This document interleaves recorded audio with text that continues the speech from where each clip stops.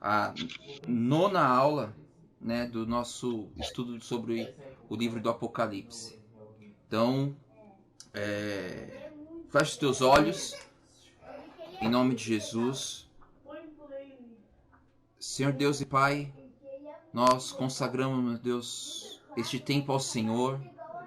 Pai, em nome de Jesus, meu Deus, que o Teu Espírito Santo possa ministrar aos nossos corações, Senhor, nessa manhã. Que o Senhor fale, Senhor, aos nossos corações. Que o Senhor possa agir, meu Deus, nas nossas vidas, meu Pai. Que o Senhor use a minha vida, meu Pai, para que eu possa falar, meu Deus, de acordo com a Tua vontade, para que eu possa, meu Deus, ser um canal de bênção para a vida dos meus irmãos, da minha mãe, meu Deus, e daqueles que escutarem essa aula depois, meu Deus. Fala aos nossos corações, nos dá discernimento da Tua palavra, que o Senhor possa nos fazer entender, Senhor, aquilo que o Senhor tem para nós, meu Deus, para dizer aos nossos corações através desses estudos. Nós te louvamos e te agradecemos em nome de Jesus. Amém. Amém. Vamos lá. Abra sua Bíblia em Apocalipse 4, versículo 1.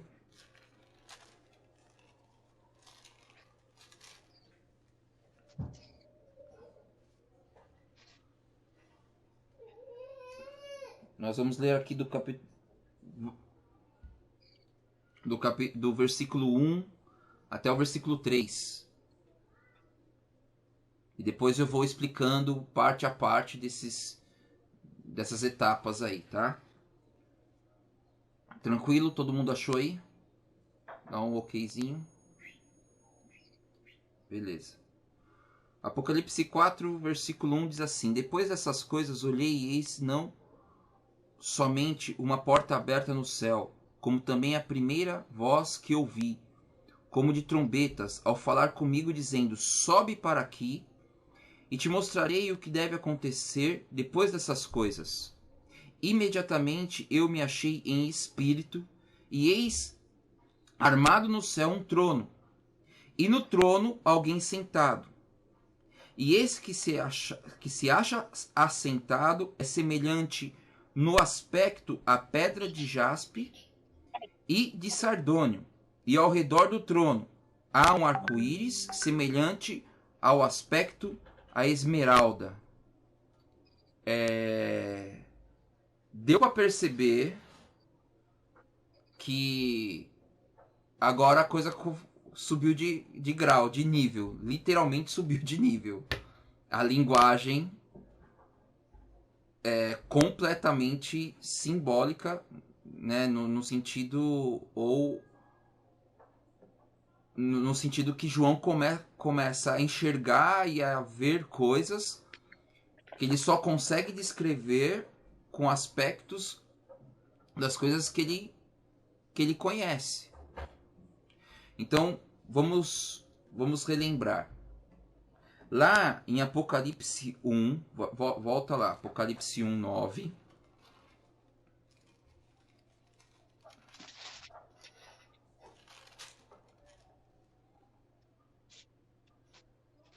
Diz assim: Eu, João, irmão vosso e companheiro na tribulação, no reino, na perseverança em Jesus, achei-me na ilha de Patmos. Não, desculpa, gente, é 1,19. 1,19. Escreve, pois, as coisas que viste e as coisas que são, e as coisas que há de acontecer depois destas. Então, Deus arrebata o espírito de João. João não foi em carne, João foi em espírito. João estava, acredito que no nosso plano corpóreo aqui, material, terreno, dormindo, mas o espírito dele não foi sonho, o espírito dele é arrebatado aos céus, e nos céus, na glória, lá na glória, presente lá na glória, ele estava presente lá. Ele viu as coisas e ele lá na glória, ele começa a narrar aquilo que ele vê e ouve. Só que nas cartas de Apocalipse, ele está vendo situações terrenas da igreja. A partir do capítulo 4, a era da igreja, o tempo da igreja, não se faz mais presente. Porque a palavra igreja, ela não aparece mais em Apocalipse, só vai aparecer lá na conclusão, lá no versículo 22. E João começa, Deus eleva João, fala, olha, sobe aqui, sobe para aqui e te mostrarei o que deve acontecer depois dessas coisas. Veja só, lá em 19 ele fala que ele vai narrar as coisas que são e que hão de acontecer depois dessas coisas. E aqui ele está falando o que há de acontecer depois dessas coisas. O que é depois dessas coisas? Essas coisas seria, nesse sentido, esse plano e esse tempo da igreja. Vocês estão entendendo? Essa era da igreja. A era onde o Espírito Santo, Consolador, Jesus morreu, ressuscitou, se deu aos céus e enviou-nos o Consolador para gerir a igreja. Só que esse tempo tem um fim, tem um término. Esse tempo vai acabar e na verdade, já está acabando. Nitidamente a gente consegue perceber que nós estamos vivenciando o início do fim. Para você ter uma ideia, os ocultistas, cabalistas, os místicos, os astrólogos, tal, o pessoal que estuda essa parte mística, eles acreditam que eles já estão em uma nova era da humanidade chamada Era de Aquário. Porque a Era de Peixes se passou. Porque a Era de Peixes é tida como a Era do cristianismo. E a partir e eles já estão vivenciando uma nova era, que é a Era de Aquários. Para você ter uma ideia, essa Era de Aquário, segundo eles, era que estabelece o fim do cristianismo tradicional, a era do amor, só que amor é esse? Que é o amor que deseja a morte de todos aqueles que se opõem ao projeto de novo mundo ideal deles, entendeu? Para a era do amor deles, o amor entre eles.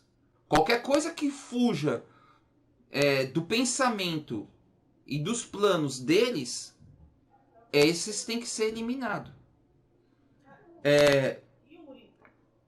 A era do compartilhamento, eu tirei isso, essa parte do que eu tô falando agora, eu tirei de uma publicação de uma mística do Facebook não, da internet, do blog dela, que ela tá falando sobre a nova era, né?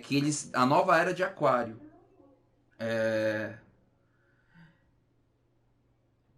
Sim, com um governo global, a união de crenças e raças em uma religião global, a era do intercâmbio presta atenção, e a era entre o intercâmbio com seres de outros planetas. A loucura é grande, filho. Entendeu? E olha só, é interessante vocês entenderem uma coisa. Vai chegar uma etapa do estudo do livro de Apocalipse, onde nós vamos ver que vai ser aberto por portas do inferno e seres bestas vão ter contatos com os seres humanos. São quimeras, assim, junções de coisas que eles vão vir para exterminar. E e os ocultistas, eles creem que agora essa é a nova era, é a era do contato com seres de outro planeta. Só que nós entendemos que isso, o que é? São demônios. Entendeu? Segundo algumas fontes que eu vejo da Igreja Católica, dizem que está para ser revelado um segredo do Vaticano do contato de um dos papas com extraterrestres, onde eles deram uma mensagem para ele. E vai ser revelado nos próximos dias, aí, sei lá, daqui um tempo. Então isso parece absurdo, mas não é tão absurdo. A gente está vivendo um tempo diferente, gente. Entendeu? Então o tempo da igreja estabelecido por Deus, a gente começa a ver, entendeu? Que está no seu término. Então o que vai acontecer? O Senhor vai arrebatar a igreja? Queira Deus. Amém? Queira Deus, cara. Que a gente seja arrebatado. Porque os fiéis, a igreja autêntica, a igreja de Filadélfia, como a gente viu aí nos estudos passados, entendeu? Não estará. Queira Deus que ele realmente arrebate a nós para ele, nos guarde dessas coisas, porque a coisa vai ficar muito feia. E a gente vai ter uma ideia disso, tá? Vamos continuar aqui o estudo. Aí, olha só, aqui ele fala que ele teve acesso ao trono e sentado no trono existia, achasse assentado, e esse que se acha sentado é semelhante no aspecto à pedra de jaspe e sardônio. E ao redor do trono há um arco-íris semelhante ao aspecto à esmeralda. Então, só para vocês entenderem, João está vendo um ser poderosíssimo assentado no trono, na qual ele não consegue narrar direito, ele não consegue dizer exatamente o que é.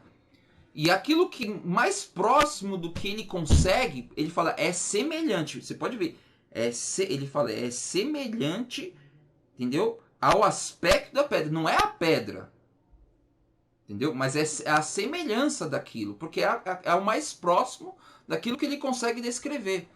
Eu quero colocar para vocês aqui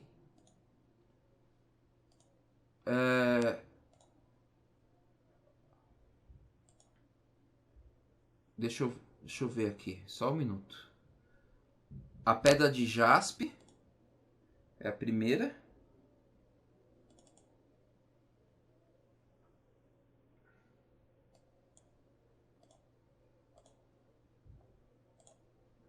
Estão vendo? Sim.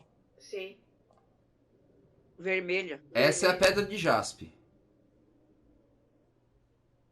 Sim, linda. Essa é a pedra de sardônio. Nossa, que linda. Tá vendo? Linda, né? Então, é mais ou menos isso que João vê. E aí, ele também fala que ao redor do trono há um arco-íris semelhante ao aspecto de esmeralda. Só que assim, deixa eu falar uma coisa para vocês. Segundo alguns historiadores, existia uma confusão de nomes dessas pedras na época de João. Então, existe a possibilidade dessa esmeralda ser diamante. Eles conheciam o diamante como esmeralda. Entendeu? Eu vou mostrar para vocês a esmeralda.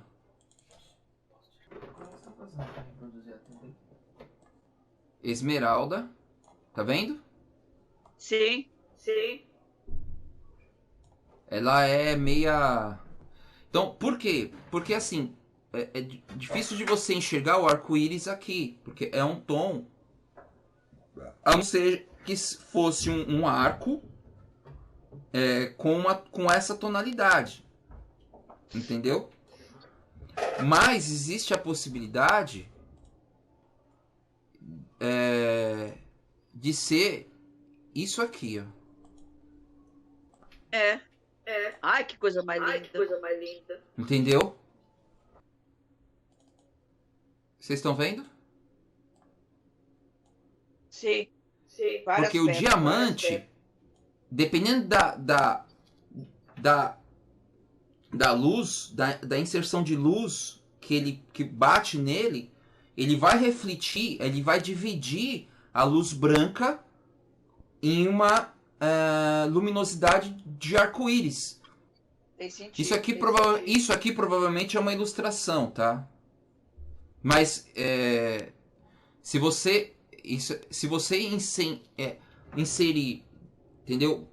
A luz branca no diamante, ele reflete, ele divide a luz branca, que é a junção dessas cores, de todas as cores do aspecto visual, nessa ramificação de cor, como se fosse um arco-íris, entendeu?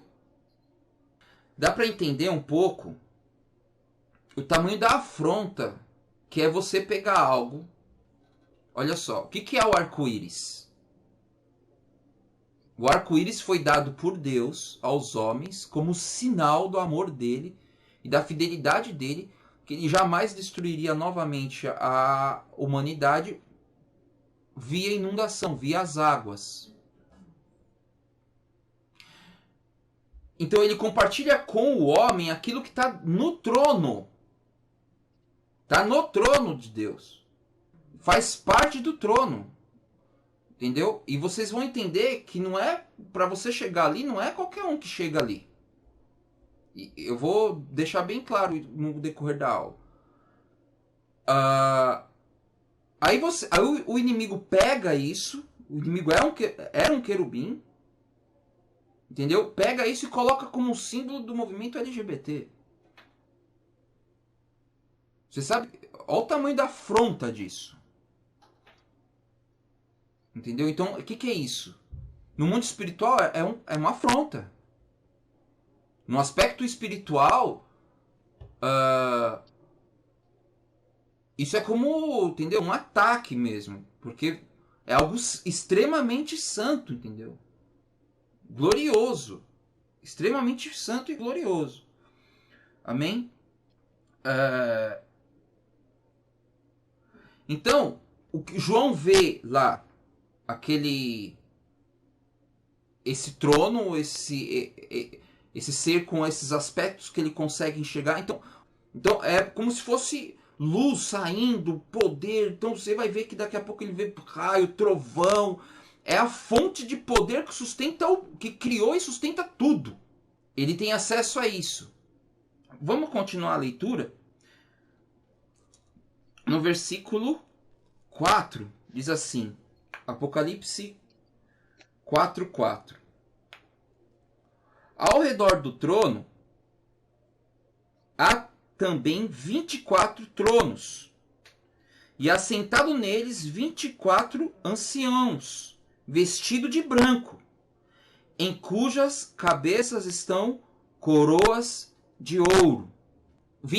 Esses 24 anciãos, entendeu? Que estão assentados ao redor do trono, são 12 representantes das tribos de Israel e os 12 apóstolos. Entendeu? Certo. Exatamente. Entendeu? 12 tribos. Eu não sei se esses 12 das tribos são os patriarcas. Eu acho que não. Mas eu acho que são justos que viveram e que estão ali, que tiveram seu local, representando cada tribo de Israel. E os 12 apóstolos. Eu creio que seja isso. Exato, claro. Judas está num lugar bem quentinho. Então, por quê? Eles representam a unidade dos santos. Entende? A unidade dos santos. Que serviram e honraram e foram fiel a Deus antes de Jesus e depois de Jesus. Estão todos unidos no céu. Entendeu? Rendendo glória a Deus. E eles têm uma coroa de ouro. O galardão durante as igrejas, a gente sempre está vendo que existe a coroa, vou dar a coroa, então simbolizando ali a coroa. Eles têm a coroa, eles estão de forma como reis. Reis na presença do Rei Supremo, dos reis dos reis. Amém? Até aí tudo bem? Tranquilo. Vamos continuar. 5. Do trono saem relâmpagos, vozes e trovões, e diante do trono ardem 7 tochas de fogo, que são os 7 Espíritos de Deus. Amém? Então, aqui a gente já viu isso em outro lugar. Essa demonstração de poder, trovões, vozes, relâmpagos, em outra parte, em outra manifestação divina, na história, na Bíblia, na história do povo de Deus. Só que onde isso? Lá atrás, no Monte Sinai. Você lembra? Lá em Êxodo 19 e 16, depois vocês leem, tá? Eu vou passar para vocês no WhatsApp depois essas referências para vocês estudarem, leem, entendeu? Então, tá lá. Vamos lembrar, Deus chama Moisés para o Monte Sinai, e ele sobe para o Monte Sinai, e lá no Monte Sinai, enquanto Deus está falando com Moisés, o povo que saiu do Egito, que está no pé do monte, enxerga o quê? Trovões, relâmpagos e mais ou menos essas manifestações. Então, o que João consegue relatar é exatamente isso que eu falei para vocês. É a fonte de poder que criou e sustenta todas as coisas. Amém? Imagina o nível de majestade que é isso, o nível de beleza que é isso, entendeu? Então, e as 7 tochas de fogo, que são os 7 Espíritos de Deus. Então, assim, o próprio João aqui, o apóstolo João, já dá o discernimento do que essas 7 tochas, que é o Espírito Santo. Certo? A ação do Espírito Santo, por que 7? Porque é a ação do Espírito Santo durante todo o decorrer da história da igreja. Que, como nós vimos nas aulas passadas, são essas 7 eras das igrejas. Entendeu? Éfeso, Esmirna, Pérgamo, Tiatira, né, Sardes, Filadélfia e Laodiceia. Beleza, então vamos continuar. No 6, há diante do trono como que mar de vidro, semelhante ao cristal. Eu quero ficar aqui por enquanto, porque Deus falou de forma muito forte comigo essa semana a respeito disso aqui. Há diante do trono como que mar de vidro semelhante ao cristal. Esse mar de vidro, para alguns estudiosos, seria o povo, a multidão de pessoas que se movimentam, formam mais ou menos o mar. Mas eu, particularmente, acho que não é. Por quê? Porque isso aqui significa... olha, ele diz assim, que existe um mar que se assemelha a vidro, semelhante a cristal. Esse mar é, na verdade, um divisor. É como se fosse assim, é o mar de pureza, de santificação, que divide esse aspecto, o trono de Deus, das outras coisas. Somente a pureza completa, por isso que é semelhante a cristal puro, a vidro. Somente a pureza completa, cristalina, totalmente cristalina, sem nenhum tipo de sujeira, sem nenhum tipo de pecado, tem acesso ao trono. Amém? E por isso que eu disse, não é de qualquer forma e não é de qualquer maneira que a pessoa vai se achegar a Deus. E nós mesmos só temos, a nossa oração só chega ao trono de Deus por causa do sangue do Cordeiro. Lá em Mateus 5,8, vai lá, abre lá, Mateus 5,8. Diz assim, presta atenção, o que Jesus está falando. Bem-aventurados os limpos de coração, porque verão a Deus. Amém? Sim. Então, Jesus diz que para você ver a Deus, você tem que ser completamente limpo de coração. Porque não entra nenhum tipo de mácula, nenhum tipo de sujeira. Ele é completamente separado, santo. Entendeu? Nada impuro pode transpassar a esse mar de pureza, que João entende como sendo um mar de cristal. Entendeu? Então, a reação de quem tem acesso ao trono de Deus e não está nessa condição, porque Deus pode permitir que algo que não seja dessa condição faça presente, mas isso é o próprio Deus que vai permitir isso, e a gente vai ver isso. Abra sua Bíblia lá em Isaías 6. Isaías também teve uma visão semelhante. Isaías e Ezequiel teve uma visão semelhante à de João. Isaías também é levado aos céus, e ele também está diante do trono. Vamos ler, vai. 6:1. No ano da morte do rei Uzias, eu vi o Senhor assentado sobre o alto e sublime trono, e as abas das suas vestes enchiam o templo. Serafins estavam por cima dele, cada um tinha 6 asas, com 2 cobria o rosto, com 2 cobria os seus pés, e com 2 voavam. E clamavam uns para os outros, dizendo: Santo, Santo, Santo é o Senhor dos exércitos, toda a terra está cheia da sua glória. As bases dos limiares se moviam à voz do que clamava, e a casa se encheu de fumaça. Então disse eu: olha, quando Isaías, que não estava completamente puro, vê isso, qual é a reação de Isaías? Essa aqui.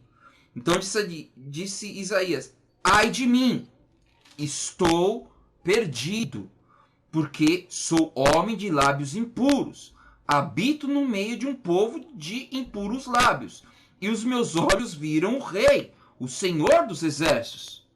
Então um dos serafins voou para mim, trazendo na mão uma brasa viva, que tirara do altar com uma tenaz, e com a brasa, eis que ela tocou os lábios. A tua iniquidade foi tirada e perdoado o teu pecado. Até aí. Amém? Vai lá para Apocalipse 1:17. Quando vi, caí a seus pés, como morto. Porém, ele pôs em minha mão, dizendo, a mão direita, dizendo: não temas, eu sou o primeiro e o último. Amém? Então, o que João está vendo é a realidade máxima, pura, eterna, que está além do tempo e do espaço, além da nossa materialidade aqui. Porque, vamos lembrar, tudo nosso é passageiro. E tudo de Deus é eterno. Se você for analisar, tudo na nossa vida é passageira. Não há nada que em nós, tendo nascido conosco, que continua em nós, a não ser a nossa alma e o nosso espírito. Porque o nosso corpo, ele foi mutando. Não há uma célula que iniciou-se lá no ventre da nossa mãe que existe hoje. Tudo é passageiro aqui. E a nossa impressão é exatamente o contrário. A gente acha que isso aqui isso é a realidade. Não, a realidade é o céu, é a glória, é o eterno. Isso é a realidade plena. Entendeu? O nosso plano material é transitório, é passageiro, vai passar, tudo vai passar. Vocês entenderam o nível de pureza? Então, João, quando vê isso, ele cai, quase que morto. E Jesus vai, coloca a sua mão direita sobre ele e fala assim: não temas. O temor não é medo. A base do temor não é o medo. A base do temor é o amor. Entendeu? Por quê? Porque somente mediante ao amor sincero diante de Deus é que a pessoa, nós, conseguimos nos purificar. Ninguém se purifica porque segue uma doutrina fria de uma igreja ou de alguma instituição religiosa. Quem se santifica, quem consegue se separar, quem consegue viver uma vida íntegra e santa diante de Deus, consegue fazer isso por amor a Jesus, por amor a Deus. Por quê? Porque ele olha para Jesus e enxerga em Jesus um amor tão grande, porque, olha só, Jesus nos amou de tal maneira que ele deixa todo esse trono, toda essa glória, ele deixa toda essa majestade, se encarna para viver como um ser humano tão debilitado como nós, suscetível a dores, a sofrimento, a fome, e sofre a dor que ninguém poderia sofrer, passa por aquilo que ninguém poderia passar, por amor a mim, por amor a você. Quando a gente fala, por amor a nós, o nós não é a nós. Claro que é por nós, é por todos, sim, mas para que a gente sinta isso, a gente tem que entender que é para mim, é para você. Entendeu? Para você. Foi por amor a você. Quando você entende que foi por você que ele sofreu, foi para perdoar o teu pecado, é quando você olha para você e fala: Senhor, mas eu sou. Sim, é quando você encarna isso, você entende isso, você incorpora isso, faz parte do seu ser. Aí, por amor a isso, por amor a esse Jesus, a esse amor de Jesus, é que você fala: eu não posso mais viver como eu vivia. Tá entendendo? Eu não posso mais viver como eu vivia. Eu não posso fazer o que eu fazia. E aí você, por amor, por temor, o temor que é a base do amor. Entendeu? Você faz isso por amor. E se purifica, e se santifica. E aí deixa de fazer as coisas que você fazia antigamente. Porque as coisas velhas se passaram. E tudo se fez novo. Então, é necessário que você entenda isso, que eu entenda isso, entendeu? Para que a gente possa não mais cair nos mesmos erros. Como lição de casa, eu já vou dar a lição já agora, mas a gente vai continuar a aula. Eu quero que vocês, eu ia ler hoje, mas eu quero que vocês leiam e medite em Hebreus 10. Por favor, façam isso essa semana. Hebreus 10. Entendeu? Medita nessa palavra, versículo a versículo. Se vocês quiserem compreender, entender, quer que eu passe um plano de fundo, alguma coisa assim, depois vocês entrem em contato comigo e eu passo para vocês. Mas eu tenho certeza que vocês vão entender que isso aqui se encaixa perfeitamente naquilo que eu estou ministrando para vocês hoje, naquilo que eu estou passando para vocês hoje. Amém? E confie em Deus. Ele sabe de todas as coisas, e ele vai cumprir com aquilo que ele falou que ele ia fazer. Arranca da sua mentalidade humana, carnal, materialista, todo o relativismo. Ame a Jesus de verdade. mais próximo possível do que ele ama você. Nós nunca conseguiríamos chegar a tamanho amor, não, impossível. Mas nós temos que nos esforçar para amar ao Senhor e ao ponto de que nós não conseguiremos mais tropeçar nos mesmos erros, nas mesmas práticas. E aí eu começo a me purificar. Amém? Aí você fala, mas o sangue de Jesus nos perdoa, mas você vai ler lá, lê depois lá. Claro que nos perdoa. Se não fosse o sangue de Cristo, nem o Espírito Santo estava conosco. Lembra, o Espírito Santo está no trono, está lá. Amém? Se não fosse o sangue de Jesus, o Espírito Santo não descia. Ele não estaria conosco, ele não estaria gerindo a igreja. Ele só está aqui por causa do sangue de Jesus. E olha o que está acontecendo no mundo. Olha o que é o homem caído. O nível de rebeldia, as atrocidades e a sujeira que é isso aqui. E ele está aqui. Por quê? Por causa do sangue. Mas isso não pode ser motivo da nossa negligência. Lê lá Hebreus 10, depois a gente conversa. Tenho certeza que Deus vai falar muito no coração de vocês. Tá bom? Vamos continuar aqui. No Apocalipse 4,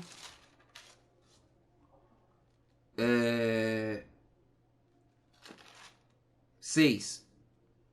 Há diante do trono como que o mar de vidro, semelhante ao cristal.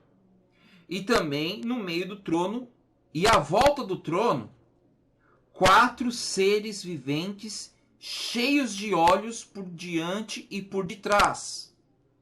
No 7. O primeiro ser vivente é semelhante ao leão.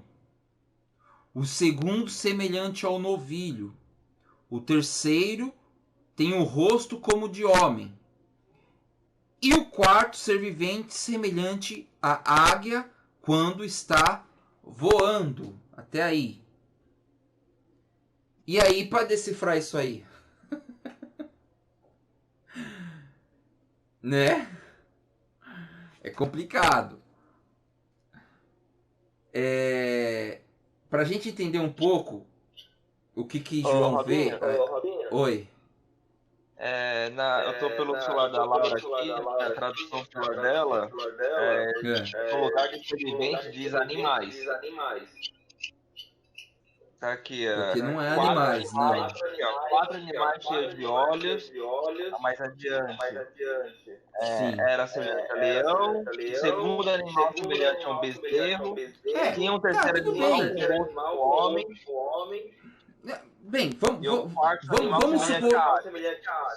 Lembrando que. Então, vamos lá. Lembrando que. Você está entendendo? Semelhante. Uhum. Então, seja ser vivo. Se você quer usar a palavra ser vivo ou animal, tanto faz, porque ambos é só semelhante. Não é aquilo. Entendeu? Não é um boi, não é um leão que está lá. É um ser semelhante, que tem asas e que tem olhos no corpo dele todinho. Entendeu? Aí você fala assim, isso parece um monstro. Não é. Abra a sua Bíblia em Ezequiel 10, capítulo 10, versículo 12. Cada um dos seres viventes tinham 4 rostos. Os rostos do primeiro era o rosto de querubim, e o segundo o rosto de homem, o terceiro o rosto de leão e o quarto o rosto de águia. Entendeu? Então ele vê também esses seres, entendeu? E ele dá um nome, uma classe angelical de querubim. Entendeu? Então,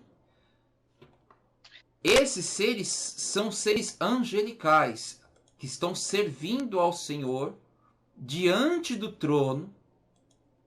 Tá vendo aí? Sim.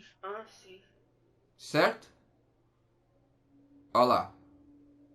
Homem, leão, boi, e aqui seria a águia. Entendeu? Porque esse aqui está muito mais próximo daquilo que daquilo que Ezequiel viu. Porque João não vê esses 4 rostos no mesmo. João vê 4 seres distintos, mas que tinham aspectos semelhantes. Ou seja, ele vê querubins que estão servindo ao Senhor, e cada um tem um aspecto. O leão é forte e poderoso. Aspectos de ações, de serviços para diante de Deus. Né? O novilho e boi são servos e humildes. O homem são um ser racional e sábio, tem sabedoria. A águia, que são ágeis, velozes e voam, tem asas. E são cobertos de olhos, porque eles enxergam para além do que os olhos humanos enxergam. Tudo bem? Complicado? Um pouco, né? Mas é isso, gente. São seres que estão ali e você vê que eles não são... Eles não... Tem aspectos de Jesus, do serviço de Jesus, sim. Da forma como Jesus se apresenta. É verdade. Diferentes faces de Jesus. Também. É uma forma de você compreender. Mas eu acho isso simbólico demais. Eu creio que João viu mesmo. João viu esses seres. Entendeu? Eles traziam aspectos da manifestação do serviço de Jesus, mas eles mesmos servem dessa maneira. Entendeu? Mas são seres mesmos. São seres angelicais. Tá? Vamos continuar aqui. E agora a gente vai entender o que eles estão fazendo lá. Não, presta atenção, não tem descanso. Nem de dia e nem de noite. Amém? E proclamam: Santo, Santo, Santo é o Senhor Deus, o Todo-Poderoso, aquele que era, aquele que é e aquele que há de vir. Deixa eu perguntar para vocês, isso lembra alguma coisa para vocês? Isso que eles ficam falando aí, louvando e adorando ao Senhor? O que isso lembra? Eu só do Apocalipse, a música lá. Exatamente. The Revelation Song. Isso lembra... Vocês estão enxergando aí? Tá ouvindo?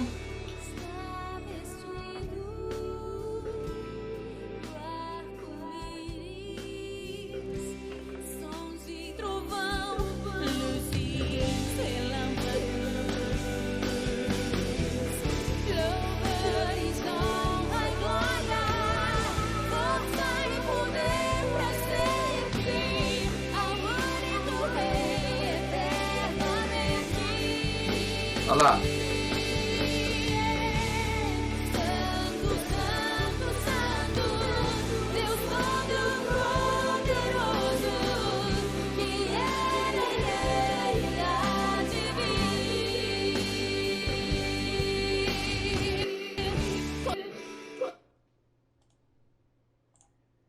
Amém? Vocês escutaram? Sim. Então, quando a gente está cantando essa música, esse louvor, a gente está entoando ao Senhor as mesmas palavras que os querubins estão louvando e adorando ao Senhor diante do trono de Deus. E a gente canta com bonitinho, né?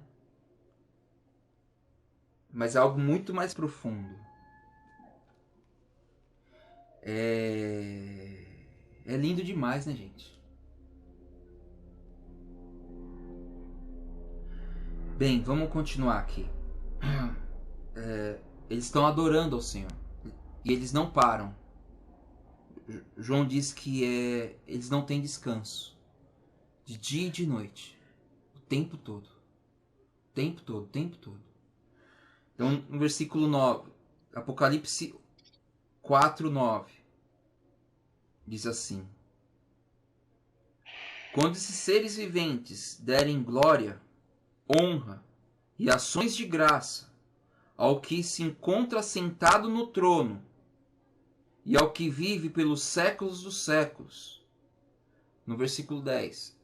Os 24 anciões prostrar-se-ão diante daquele que se encontra sentado no trono. Adorarão ao que vive pelos séculos dos séculos. E depositarão as suas coroas diante do trono, proclamando: Tu és digno, Senhor e Deus nosso, de receber a glória, a honra e o poder, porque todas as coisas tu criastes, sim, por causa da sua vontade, vieram a existir e foram criadas. Amém? Então, os 24 anciões, quando existe um certo momento em que esses querubins começam a entoar a canção do Apocalipse, os 24 anciões se prostram, tiram as coroas, as cabeças, oferecem as coroas, as cabeças, se prostram e se juntam aos querubins, louvando e adorando ao que está sentado no trono. Vai lá em Apocalipse 11 agora. Você vai entender isso. Olha só, deixa eu explicar uma coisa para vocês. A partir de agora, João, vamos dizer, ele está na realidade de Deus, ele está fora do tempo e do espaço. Ele vai narrando aquilo que está acontecendo, que ele está vendo, que Deus está mostrando para ele, que Deus está revelando para ele, que Jesus, que o anjo está revelando para ele. Entendeu? Então, aqui em Apocalipse 11, no versículo 15,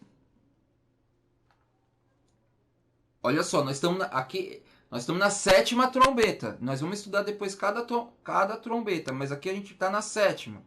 E aquilo que a gente viu, acabamos de ver lá no capítulo 4, você vai ver que vai se assemelha com o que está aqui no 15. O 7º anjo tocou a trombeta e houve do céu grandes vozes dizendo: o reino do mundo se tornou de nosso Senhor e do seu Cristo, e ele reinará pelos séculos dos séculos. 16. E os 24 anciões que se encontram sentados no seu trono diante de Deus, prostram-se o seu rosto e o adoram a Deus, dizendo: graça te damos, Senhor Deus Todo-Poderoso, que eras, porque assumistes o teu grande poder e passastes a reinar. Tá? Até aí. Então, essa atitude dos anciãos se prostrar diante do Senhor, entendeu? E adorar ao Senhor junto com os querubins é como se fosse um sinal do início do retorno do Cristo. Amém? Que ele vem, foi dado a ordem para que ele retorne. A trombeta foi tocada, foi dada a ordem para que ele retorne, todos começam a adorá-lo e se prostrar diante dele, e aí ele vem para reinar. Amém? Vem para concretizar com aquilo que foi declarado por Paulo lá em Efésios 1:20. Efésios 1:20. Deixa eu abrir para vocês aqui rapidinho.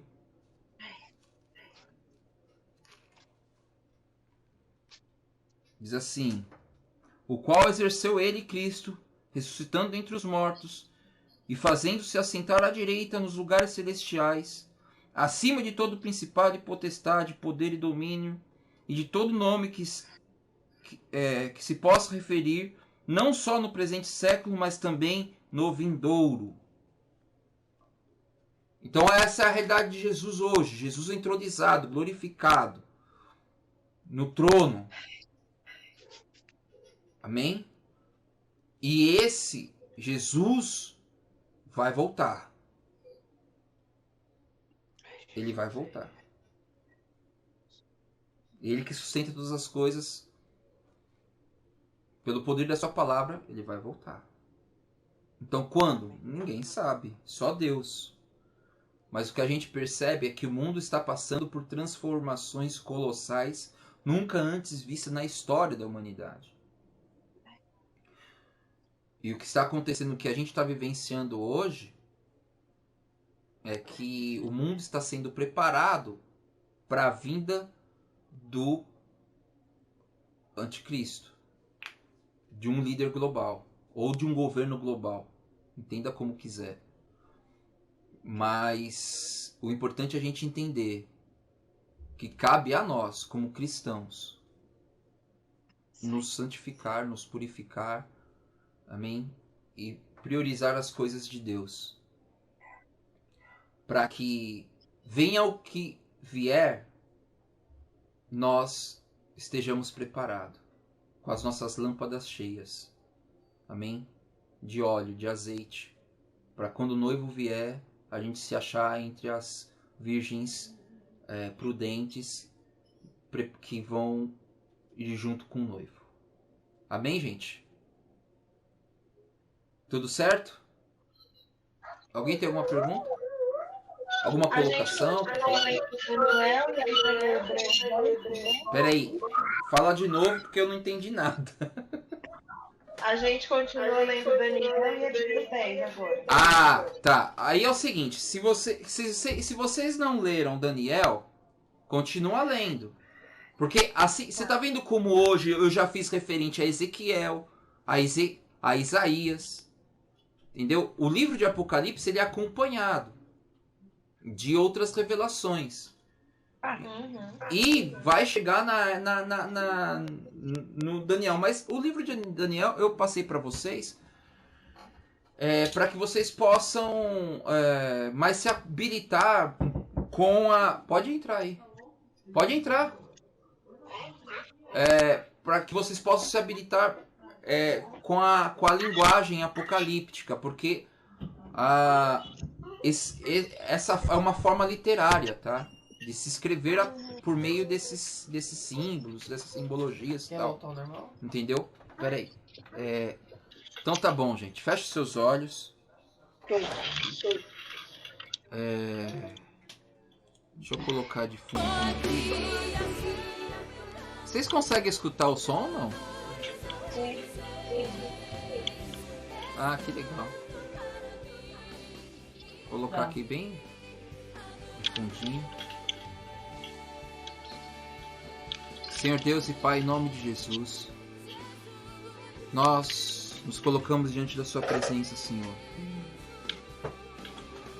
para concluir essa aula, meu Deus, e dizer, meu Deus, que privilégio é, Senhor, nós podermos estudar a respeito dessa revelação, Senhor. Meu Deus, que o Senhor nos prepare, Senhor, para aquilo que está por vir, meu Pai.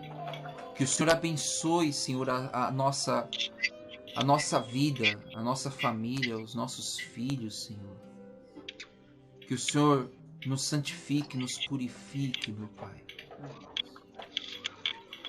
Senhor, que o Senhor transforme o nosso coração. Tira de nós toda impureza, Senhor. Toda impureza, toda maldade. Tudo aquilo que desagrada ao Senhor. Que a gente seja puro, se encontre puro de coração, para que a gente possa ver a Deus. Foi aquilo que o Senhor disse. O Senhor disse isso, meu Deus. Então, meu Deus, que o Senhor nos ensine a Te amar. Que eu possa Te servir, Senhor, com mais integridade. Com mais fidelidade, Senhor. Nos perdoa, meu Pai. Perdoa os nossos erros. Perdoa os nossos sentimentos, meu Deus, que Te desagradam. O ódio, o rancor, a mágoa, o ressentimento, Senhor. A raiva. Perdoa, meu Deus. E nos limpa e nos purifica, Senhor, de todos os males. E nos prepara, Senhor, para o dia do Senhor, meu Deus. Nós consagramos este tempo ao Senhor e oramos, meu Deus, oramos, Senhor, pela minha mãe, Senhor, em nome de Jesus. Senhor, visita, Senhor, a Rita agora, meu Deus, em nome de Jesus. Meu Pai, que o Teu Espírito Santo, Senhor, possa se apossar dela agora, Senhor, nessa manhã, e curar ela de todo mal, Senhor, em nome de Jesus. Em nome de Jesus, Senhor. Reverte todo quadro de enfermidade e traz a cura, Senhor, seja qual for a raiz desse problema, Senhor. Que o Senhor possa curá-la. A ela e a todos aqueles que estiverem orando conosco na gravação desse vídeo, Senhor. Que o Senhor possa curar a todos que estejam orando conosco agora, Senhor. Porque o Senhor Teu é todo o poder. O Senhor é a fonte que nos sustenta. E a Ti é toda a honra e glória em nome de Jesus. Amém, Senhor.